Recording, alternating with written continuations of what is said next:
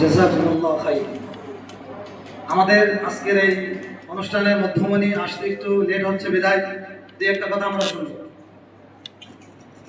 আউযু বিল্লাহি মিনাশ শাইতানির রাজিম। বিসমিল্লাহির রহমানির রহিম। ইন্না নাহনু নাযালনা যিকরা ওয়া ইন্না লাহু লাহাফিজুন। قال النبي صلى الله عليه وسلم خيركم من تعلم القرآن وعلمه। আল্লাহ তাআলার কাছে অসংখ্য অগণিত শুকরিয়া যিনি আমাদেরকে কোরআন নামক গ্রন্থ ওই ঐশী কালামের অনুষ্ঠানে বসার মতন তৌফিক দান করেছেন। শুকরিয়া তার সকলেই বলি আলহামদুলিল্লাহ। এই অনুষ্ঠানের কত গুরুত্ব কত তাৎপর্য এই সম্পর্কে বা কোরআনের খাদেম সম্পর্কে বহু আলোচনা আছে কোরআন হাদিসে। কোরআন আমাদের নবীজি সাল্লাল্লাহু আলাইহি ওয়াসাল্লামকে 24,000-এর অধিক মুআজিজা দেওয়া হয়েছিল। তার মধ্যে সবথেকে শ্রেষ্ঠ মুআজিজা হলো কোরআন নামক গ্রন্থ দিয়ে। কোরআন নামক গ্রন্থ দিয়ে আমার নবীজিকে সবথেকে সম্মানিত করা হয়েছে। 40 বছর পর্যন্ত নবীজির কোনো উল্লেখযোগ্য কোনো দায়িত্ব ছিল না। যখন কোরআন নবীজির উপর নাযিল হয়েছে তখন নবীজির একটা দায়িত্ব বর্তাইছে এই কোরআনের বাণী উম্মতের মাঝে দাওয়াত দেওয়ার জন্য। কোরআন যখন নবীর কাছে এসেছে তখন নবীজির সম্মান মর্যাদা অনেক গুণ বেড়ে গেছে। কারণ আসমানে অনেক কিতাব আছে, ওইগুলো কিতাবকে শুধুমাত্র কিতাব নাম ধরে উল্লেখ করা হয়, কিন্তু কোরআনকে শুধু কিতাব বলা হবে না, একে কালামুল্লাহ বলা হবে। স্বয়ং আল্লাহ তাআলার কথা এখানে স্পষ্ট। আল্লাহ তাআলার কথা এখানে আমাদের মাঝে যখন যেটা প্রয়োজন হয়েছে তখন জিবরাইল আলাইহিস সালামের মাধ্যমে আল্লাহ তাআলা নবীজির কাছে পৌঁছাই দিয়েছে। কোরআন একজন কোরআনের হাফেজ। কোরআনকে কয়েকটা ভাগে ভাগ করা হয়। যে কোরআনের শব্দগুলো মুখস্থ করে, ওয়ার্ডগুলো মুখস্থ করে, তাকে বলা হয় হাফেজ কোরআন। এবং এই শব্দগুলো আয়াতগুলো যিনি ব্যাখ্যা মুখস্থ করেন, যিনি অনুবাদ শিখেন, তাকে বলা হয় আলেমে কোরআন। এবং এই দুটোর উপর যিনি আমল করে তাকে বলা হয় আমেলে কোরআন। তো আল্লাহ তাআলা কোরআনকে দিয়েছিলেন আমাদের জন্য আমল করার জন্য। হাফেজ কোরআন, আলেমে কোরআন, 3 নম্বরে হলো আমেলে কোরআন।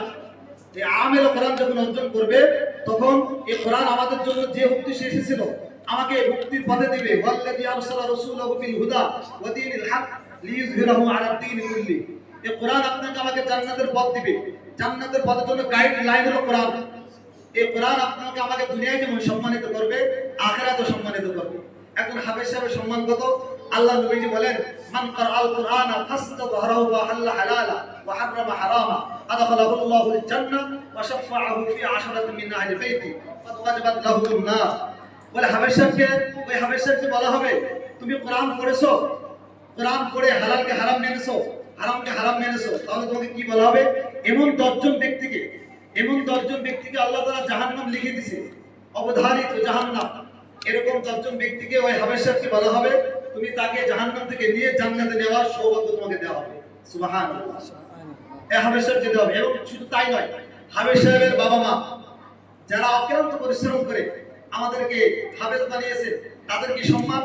বলেন কিয়ামতের ময়দানে হাফেজ সাহেবের পিতামাতাকে এমন একটি নূরের টুপি পরিধান করানো হবে যে টুপির আলোয় গোটা কিয়ামতের ময়দানে আলোকিত হতে থাকবে। সুবহানাল্লাহ। এই হলো কোরআন নামক ধন্য যারা ওই বাবা মা যারা সন্তানকে কোরআন পড়িয়েছে। আর শুধু আর হাফেজ সাহেবের কি সম্মান হবে?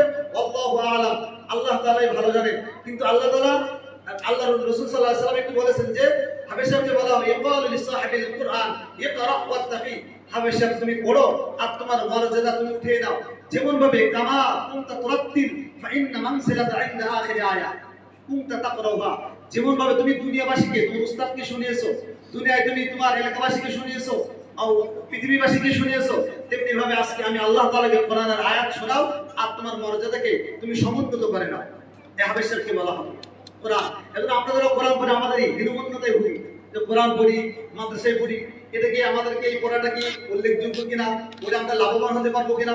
হীনমন্যতা ভোগার কোনো কারণ নেই। কারণ আমার নবীজি বলেন, আল্লামানি রাব্বি ফা আহসানা তা'লিমি। যে কোরআন আমরা শিখতেছি, এই কোরআন কোন কোরআন? যে জ্ঞান আমরা অর্জন করতেছি, কোন জ্ঞান? বলে এটা আল্লাহ তাআলার পক্ষ থেকে এসেছে। বলে কেমন যেন আমাদেরকে আল্লাহই শিখিয়েছে। এটা কেমন?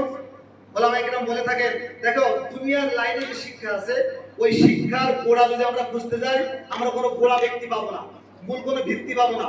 কিন্তু আমাদের এই মাদ্রাসার লাইনে কোরআন হাদিসের জ্ঞান, ইসলামের জ্ঞান, পরিপূর্ণ ইসলামের জ্ঞানটা আমরা একটা সূত্র পাবো, শেষ পাবো।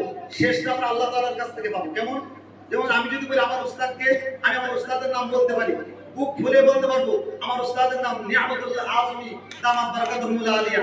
আমি যদি বলাই তার উস্তাদকে হুসাইন আহমদ মাদানী রাহমাতুল্লাহি আলাইহি, তার উস্তাদকে মাহমুদ হাসান দেওবন্দি রাহমাতুল্লাহি আলাইহি, তার উস্তাদকে তার উস্তাদ কাসিম নানুতুবি রাহমাতুল্লাহি আলাইহি, তার উস্তাদ শাহ ইসহাক রাহমাতুল্লাহি আলাইহি, তার উস্তাদ আব্দুল গনি মুজাদ্দিদ রাহমাতুল্লাহি আলাইহি, তার উস্তাদ শাহ আব্দুল আজিজ দেহলভী রাহমাতুল্লাহি আলাইহি। কোরআন হাদিসের জ্ঞান তিনি পরিপূর্ণ অর্জন করেছেন। তার উস্তাদ শাহ খলিলুল্লাহ মুহাদ্দিস দেহলভী রাহমাতুল্লাহি আলাইহি, তার উস্তাদের নাম ইব্রাহিম তালখি রাহমাতুল্লাহি আলাইহি, তার উস্তাদের নাম শাইখ সিরাজউদ্দিন রাহমাতুল্লাহি আলাইহি, তার উস্তাদের নাম হাফিজ ইবনে হাজার আসকালানি রাহমাতুল্লাহি আলাইহি, তার উস্তাদের নাম শাইখ সিরাজউদ্দিন রাহমাতুল্লাহি আলাইহি, তার উস্তাদের নাম শাইখ আহমদুল্লাহ রাহমাতুল্লাহি আলাইহি, তার উস্তাদের নাম মুহাম্মদুল্লাহ রাহমাতুল্লাহি আলাইহি, তার উস্তাদের নাম আমিরুল মুমিনিন ফিল হাদিস হাফিজুল হুজ্জাহ ইমাম বুখারী রাহমাতুল্লাহি আলাইহি, তার উস্তাদের নাম ইমাম মুহাম্মদ রাহমাতুল্লাহি আলাইহি, তার উস্তাদের নাম কাজীউল কুযা আবু ইউসুফ রাহমাতুল্লাহি আলাইহি, তার উস্তাদের নাম ইমামুদ দুনিয়া ইমামুল ফিকহ ইমাম আবু হানিফা রাহমাতুল্লাহি আলাইহি, তার উস্তাদের নাম ইব্রাহিম নাখি রাহমাতুল্লাহি আলাইহি, তার উস্তাদের নাম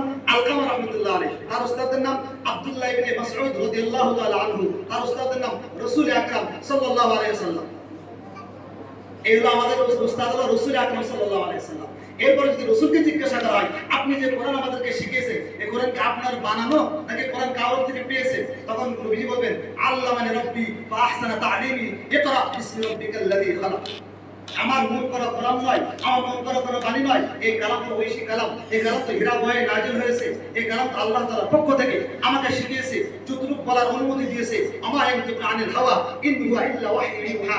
এর বেশি বলতে পারি না, কমও বলতে পারি না, বেশিটাও শেখাতে পারি না, কমটাও শেখাতে পারি না, আমি এর মধ্যে থেকে কিছু লুকাতে পারি না, আমার নিজের মন করে কিছু পেশ করতে পারি না। অর্থাৎ নবীজি আমাদের যা শিখিয়ে গেছেন, যা আমাদের কাছে এসেছে পরিপূর্ণ আল্লাহ তাআলার পক্ষ থেকে আমাদের কাছে এসেছে কোরআন হাদিস। তাহলে আমাদের পড়ালেখা, আমাদের এই মাদ্রাসার লাইনের ইলম, এই জ্ঞানটা একটা মূল ভিত্তি আছে। ঐশী কালাম আমরা শিখতেছি, আল্লাহ তাআলার পক্ষ থেকে শিখতেছি। আমরা বড় ধন্য, আমরা বড় ধন্য। দুনিয়ার মানুষের কাছে যদিও আমরা সম্মানিত না হয়েও, আমরা তাদের কাছ থেকে যদি বড় পদও না পাই, এরপর আমরা কি হব যে আল্লাহ তাআলার একজন কোরআনের নগণ্য খাদেম, আল্লাহ তাআলার একজন নগণ্য খাদেম। এই খাদেমের সহযোগী আমরা হতে পেরেছি। খায়রুকুম মান তাআল্লামাল কুরআন ওয়া আল্লামা। শেখুল হাদিস আজিজুল হক রাহমাতুল্লাহি আলাইহি জিজ্ঞাসা করা হয়েছিল, এখানে দুই শ্রেণীর কথা বলা হয়েছে। কোরআন যারা শিখবে, যারা শেখাবে, তারা আল্লাহ তাআলার কাছে দামি, তার পৃথিবীতে শ্রেষ্ঠ মানুষ।